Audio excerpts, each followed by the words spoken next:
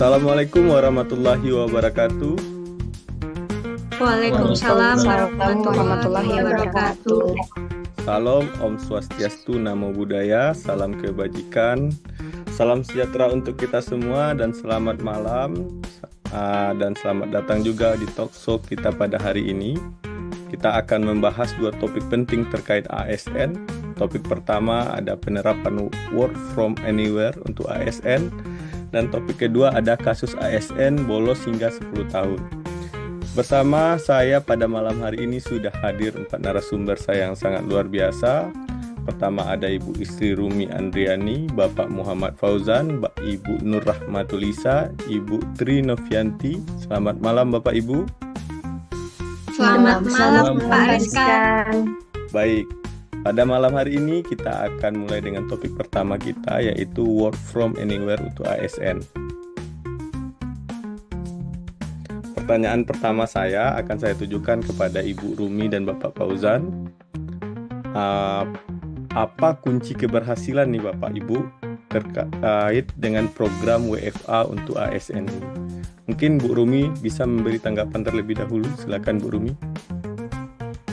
Kalau menurut saya, kunci keberhasilan WFA ada pada disiplin dan manajemen waktu secara mandiri. Jadi, ASN bisa memisahkan mana urusan pribadi dengan pekerjaan.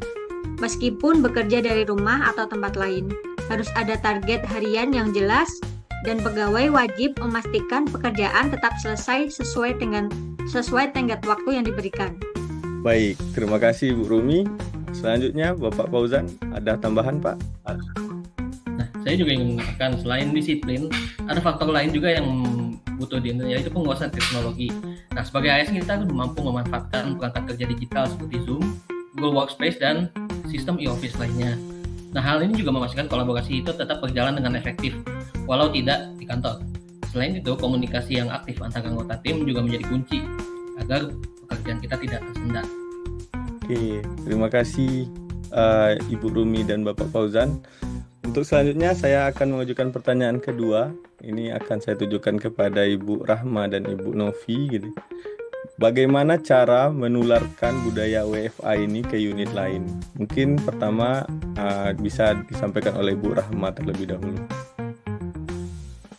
Baik Pak Rizkan, mungkin untuk menularkan budaya WFA ini ke unit lain bisa dilakukan dengan sosialisasi berjenjang dan pelatihan praktis sih Pak.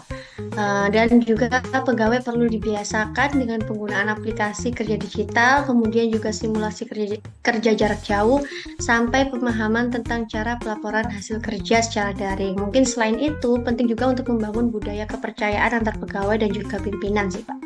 Bahwa hasil kerja tetap menjadi tolak ukur, bukan hanya sekedar keberadaan fisik di kantor. Oke, sekian dari saya Pak. Terima kasih Bu Rahma. Mungkin Bu Novi ada tanggapan lain Bu? Iya boleh. Selain itu mungkin strategi lainnya bisa juga dilakukan dengan cara uji coba WFH di unit kecil terlebih dahulu. Jika misalnya berhasil, nantinya bisa menjadi acuan bagi unit lain.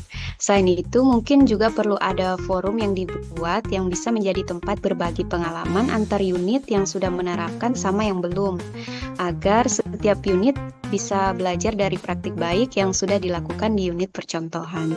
Mungkin seperti itu Pak Rizkan. Terima kasih. Kita lanjut ke topik kita yang kedua, yaitu kasus ASN yang bolos hingga 10 tahun. Pertanyaan pertama saya mungkin saya tujukan kembali lagi kepada Ibu Rumi dan Bapak Fauzan gitu ya. Apa sih Pak, Bu, penyebab dari ASN ini bisa bolos hingga 10 tahun lamanya gitu? Mungkin Bu Rumi bisa memberi tanggapan terlebih dahulu, Bu. Wah, ini kasus yang luar biasa ya. Kalau dari saya, menurut pemikiran saya, penyebab utamanya itu lemahnya pengawasan dan tidak berjalannya sistem pengendalian internal. Seharusnya setiap unit memiliki kontrol kehadiran harian. Tapi jika atasan tidak melakukan monitoring, maka bisa terjadi pembiaran. Selain itu, seringkali tidak ada keberanian untuk menindak pegawai yang melanggar aturan karena alasan kolegalitas mungkin atau takut konflik. Begitu Pak Rizkan. Oke, luar biasa jawaban dari Bu Rumi. Untuk melengkapi jawabannya mungkin ada tanggapan lain dari Bapak Fauzan. Silakan Bapak. Nah, yang mau saya tambahkan juga adalah ada faktor lain kayak sistem administrasi kepegawaian yang masih manual gitu atau nggak terintegrasi. Tapi yang langsung dengan sistem pusat sehingga data ketersediaan itu bisa nggak terlaporkan atau terabaikan gitu jadinya. Ini juga bisa menjadi celah bagi para pegawai yang ingin menghindar dari kewajibannya. Oke, terima kasih Bapak Fauzan. Baik, pertanyaan selanjutnya untuk Ibu Rahma dan Ibu Novi. Bagaimana caranya agar kasus ASN bolos hingga 10 tahun ini tidak terulang lagi? Mungkin Bu Rahma terlebih dahulu, persilakan Bu. Mungkin agar kasus bolos ini tidak terulang lagi ya Pak ya, dibenarkan dalam sistem penerapan absensi digital sih Pak, yang terintegrasi langsung secara nasional, misalnya dengan absensi fingerprint atau pakai face recognition yang langsung terkoneksi dengan BKN. Mungkin dengan ini data kehadirannya bisa dipantau real time dan tidak mudah dimanipulasi. Mungkin itu Pak Rizkan. Oke, terima kasih Bu Rahma. Bu Novi, ada tanggapan lain Bu? Oke, mungkin saya mau tambahkan sedikit. Selain cara yang sudah disebutkan sama Mbak Nur Rahmatulisa tadi, mungkin perlu ada juga pembinaan dan penguatan budaya disiplin ASN yang dilakukan secara rutin. Bukan hanya diberi hukuman saat melanggar, tetapi disiplin itu sendiri bisa juga dijadikan sebagai sebuah kebiasaan, khususnya disiplin terhadap waktu dan aturan. Selain itu, mungkin pimpinan juga harus bisa menjadi role model dalam disiplin waktu dan tanggung jawab. Seperti itu. Baik, terima kasih Bu Novi. Kita masuk kepada sesi pertanyaan terakhir saya untuk para narasumber. Apakah ada cara alternatif untuk mencegah kasus ASN bolos seperti ini? Mungkin saya minta tanggapan kembali lagi ke Bu Rumi, kepada Ibu Rumi, dipersilakan Bu. Gimana alternatifnya ya? Mungkin alternatifnya dengan membangun sistem early warning, sistem yang otomatis memberi notifikasi jika ada ASN yang tidak masuk beberapa hari tanpa keterangan gitu. Nah, ini akan memudahkan atasan langsung untuk segera menindaklanjuti sebelum masalah membesar. Jangan sampai 10 tahun baru terdeteksi ini. Oh iya. Kalau menurut Bapak Fauzan gimana nih Pak? Nah, menurut saya juga harus ada diterapkan semacam reward and punishment gitu yang adil dan konsisten.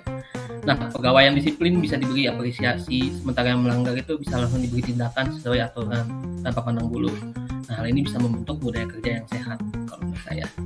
Oke, terima kasih untuk jawabannya kepada narasumber.